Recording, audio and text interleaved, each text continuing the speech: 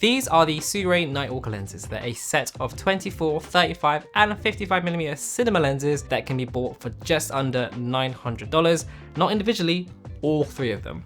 These are manually focusing cinema lenses and they're designed for Super 35 cameras and offer a price-defying maximum aperture of T1.2, but should you buy them? Let's find out. What's up one and all, it's Aaron from Rudy Visuals. Welcome to today's 3-in-1 review. Just a quick heads up, these lenses were sent to us by SIRUI to review and to keep, but we haven't been told to say anything specific, and all thoughts and opinions are fully independent. But a big thank you to Evie and SIRUI for sending these to us and making this video possible. By the way guys, you can also use our discount code RUDY5 for 5% off any order on the SIRUI website. Now, as always, this will not be a super scientific pixel peeping breakdown type of review, for we aim to never just test the lenses at home with like a bunch of focusing charts and graphs. We like to take these out into the real world, do real world projects with them to form our opinions, to ensure that you get lots of actual useful video samples, because we think you'll learn a lot more about these lenses that way. By the way, this review is being filmed right now on a Sony a7 IV with the 24mm version of this lens. Now, we have the Sony E-mount versions of this kit, but there are also available for the following mounts listed here, and there is also a 16mm and a 75mm lens now as well. You can also purchase each of these lenses individually, but this trio kit offers a really good range of focal lengths at a very good price in my opinion. Now, these are designed for Super 35 or APS-C cameras, but you can of course use them on full frame cameras like the Sony a7 IV or the FX3 and use the Super 35 mode. This does mean that you will get a crop though, so in actuality the 24mm lens is more like a 35, the 35 is closer to like a nifty 50, and the 55 being more like an 80mm lens, give or take depending on the crop factor of the particular camera that you are using. Now, these being Cine lenses focused for video, the aperture is measured in t-stop rather than f-stop. Now, typically photography lenses use f-stop, which is a measurement of the size of the aperture, whereas cinema lenses typically use t-stop, which is a measurement of the amount of light that a lens is allowing to pass through the image sensor. So they're different in the sense that t-stop ensures that you get a much more consistent and accurate lighting from shot to shot. With f-stop, it's more of like a theoretical measurement. Now, one thing that's great about these lenses is that they are really compact and portable. Now, typically cinema lenses are these really big, bulky, heavy things, but all of these lenses weigh in around 500 to 550 grams, give or take. They're also all pretty much identical in terms of size and length and with the placement of the rings position, which means if you're shooting with like a gimbal and with a follow focus, you won't have to keep rebalancing and reconfiguring each time, making this a really hassle-free kit of lenses to shoot with on the go. They also all have the exact same filter thread size of 67mm, so you can just use the same ND filters, for example, again minimizing any fuss. Now, in terms of build quality, they don't feel super premium, certainly not on the level of something like Sony G Master lenses, for example, but I would say they definitely feel durable and solid enough, being made from aluminium alloy, comparable to Sony's budget offerings, I would say. They look really good too, the glass looks great. You can also get these in either black or this space gray color, which I think looks rather cool.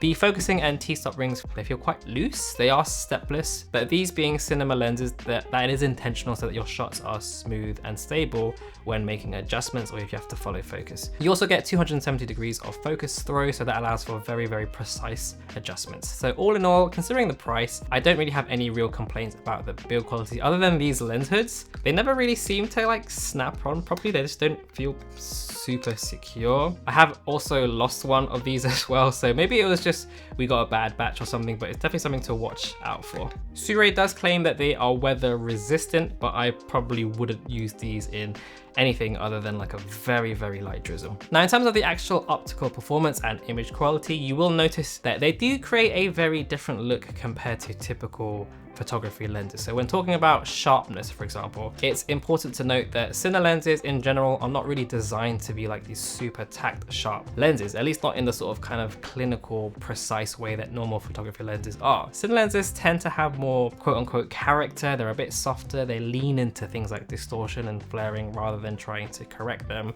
for style, but that's often intentional. Photography lenses want to give you that realistic and a very true to life looking image as possible, whereas Cine lenses, they kind of want to give you a more creative, stylized, and kind of like a dream-like look. So you're not buying lenses like this for things like corner to corner sharpness. You're buying lenses like this for that cinematic, stylized look. So I'll just throw up some more samples here and I'll let you be the judge. But in my opinion, I really like the image that these lenses create. Like For example, this SIRUI anamorphic lens that we reviewed a few months ago. It's just an image with this very dreamlike quality to it. It's very unique and really stands out, and I think it really suits very creative project types of videos. I probably wouldn't want to use this every day for like corporate videos, which I do mostly in my day job. But for side gigs, things like music and dance videos, I think these lenses really suit that sort of style. The aperture range of these lenses is T1.2 to T16, and it is noticeably soft, wide open at T1.2 with very low contrast and some noticeable vignetting across all three lenses, particularly on the 24mm. But step this down to like T1.8 to T2.8 and pretty much all of the vignetting disappears and contrast is definitely greatly improved. Around T2.8 to T4 for me was the sweet spot for overall best optical performance. But of course at T1.2 you do get that really amazing,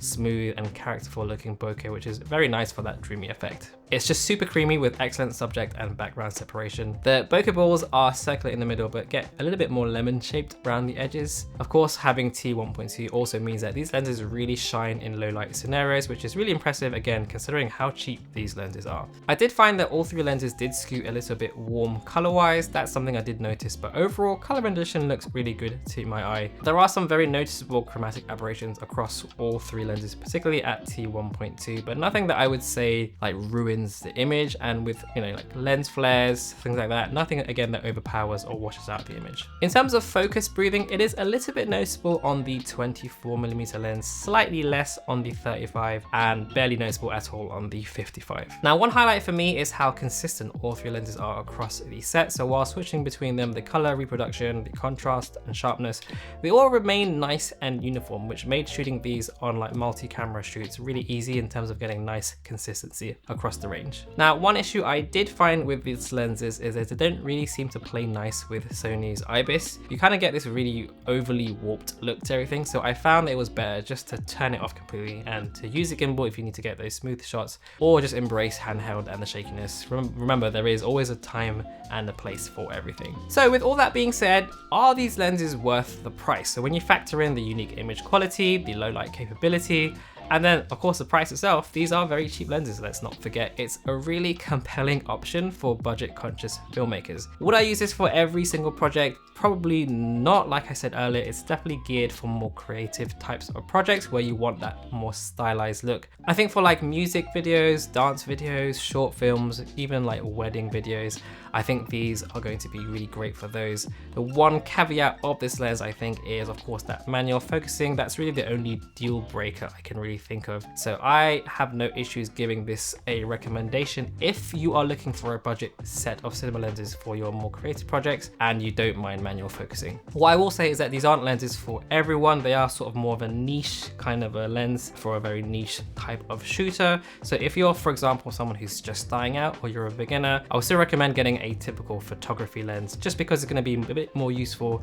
in terms of being able to provide a more hybrid experience of doing photos and videos. But like I said, if you're a filmmaker on a budget and you're looking for that sort of creative look, I think these fill a really obvious gap in the market for cine lenses, but at a budget. Because as you'll see, there are not many companies that are doing cinema type of lenses at this price point. So it's great for me that there is a company like SIRUI, and there are a few others as well, who are starting to provide these kinds of lenses for more budget conscious filmmakers, which for me is great. So if you're interested in picking up the SIRUI night lenses for yourself, I'll drop links below, and don't forget to use our discount code Rudy5 for 5% off any order. Let me know your thoughts down in the comment section below. Are any of you using cinema lenses? Let us know. Don't forget to like, subscribe, and hit that notification bell if you found this video useful. If you reached this far, thank you so much for watching. I'll see you in the next video.